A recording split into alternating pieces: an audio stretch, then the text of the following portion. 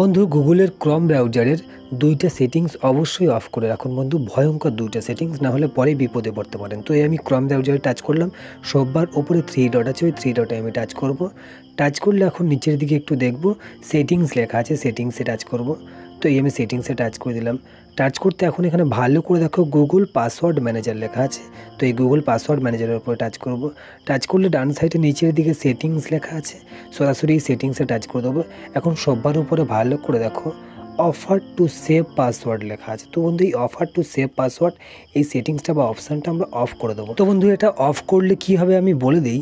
তোমরা যখন কোনো ওয়েবসাইটে ঢোকো তখন একটা পপ আপ আসে পাসওয়ার্ডটা সেভ করার জন্য, তো এই পপ আপটা আর সামনে আসবে না। তো যাই হোক বন্ধু, এবার একটু ভালো করে দেখো এখানে অটো সাইন ইন লেখা আছে। তো এই অটো সাইন ইন সেটিংসটাকে অপশানটাকে অফ করে দেবো। তো এটাকে অফ করলে কি হয়, আমরা কোনো ওয়েবসাইটে ঢুকলে অটোমেটিক্যালি আমাদের পাসওয়ার্ডটা সেভ হয়ে যায়।